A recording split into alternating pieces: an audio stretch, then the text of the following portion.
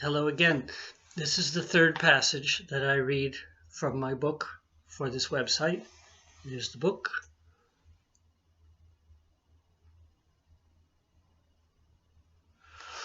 And this one is from a subchapter that's called The Risen Christ Speaks.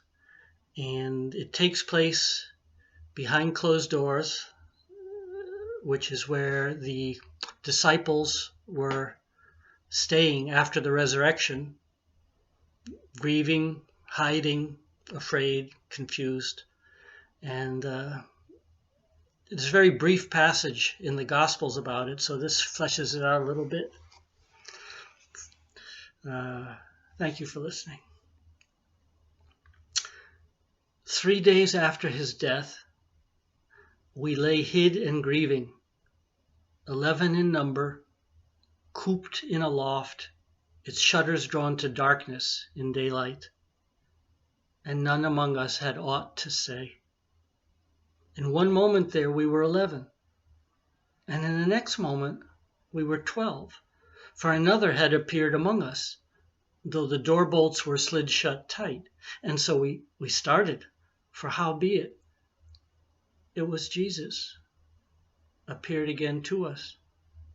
Yea, there he stood, plain before us, in his same flesh and aspect, the very same Jesus, yet a different one. For this one was of a gentleness, a silence, a graveness, yet sweetness beyond description. For this one stood in the deepest well of the Holy of Holies, an inward beatitude. How dareth a weak mortal, which I am, to wax bold and write such things? I dare, because he showed us a mystery. His presence caused us to know things we did not know, things sacred, things unspeakable, things Scripture tells in dried inks, things echoed in men's ears since all time, that they have understood not, things now made plain to us. For he had quickened the dead flesh of that same body we knew well, in its set of bone, its limbs, hands, and feet, its face, head, and hair, that same body that moved, spake, and ate with us. Jesus stood before us thus for long moments. Then he raised his right hand and showed its palm to us in blessing, the same way he had blessed us often, and blessed the throng often, and blessed the cities and towns in which he walked, and the rivers and mountains, and all things he regarded. And still, none among us had aught to say. He bid us join him in table, and bid us bring broiled fish, that he ate with us, all this time, without words. Then he bid a honeycomb be brought to him, and he took that honeycomb that was drenched in amber fluid, and took it with him to that shuttered window. And he opened those shutters, and the sun poured through, and that honeycomb gleamed then with golden splendor. Then he brake that honeycomb into 11 pieces, and beckoned us, and gave a piece into each one's mouth from his hand. And none yet spake a word. In that loft, by the sun now made brilliant, he then said this: My dearest, dear friends, peace be upon ye. How it gladdens me to be with ye. And he gazed into the eyes of each one in his turn. And then he spake again. For nigh 1,000 days, friends, we lived together, each by the other side.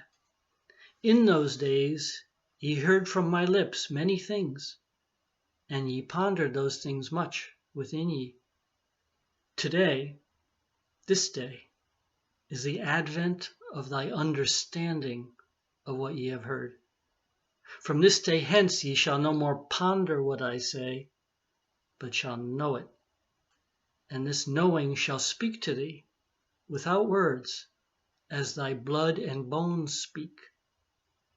But this knowing shall speak to thee not of thy body, but of heaven within thee. Ye have seen my deeds, and have wondered from whither they come. Ye sense in me a light that ye adore, but that ye understand not. But I have told ye often, it is the light of the world, that was bred in thee too by our common Father. That light shall be magnified in ye now, and shall sanctify thy soul, if ye will but watch in the way I have taught ye. Ye must watch for the Lord now. Listen for the Lord now. Thy mind ever pitch to the singleness of this light within ye, for that light hath power to burn off the dross within ye, that ye may know me truly, as ye dearly wish. This light is the Comforter that I send thee.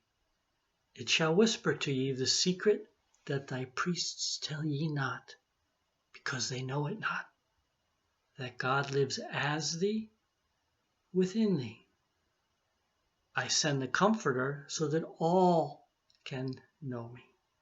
And so I say unto thee, and unto all, for all time, trust in me, inside of thee. Love me, inside of thee. I have hidden nothing from thee. The spirit and the power I now show ye seems a marvel, but it is the fruit of all else that I have taught thee. It is the fruit of love, and the fruit of forbearance, the fruit of suffering borne, the fruit of wisdom pondered, the fruit of thy inward magnification, the fruit of thy faith, the fruit of a patience greater than that of any rock or star. It is celestial fruit, beyond all earthly dreams. Then he went to that window, which was now brilliant with light, and he shuttered it up again, and the room was cast sudden into blackness.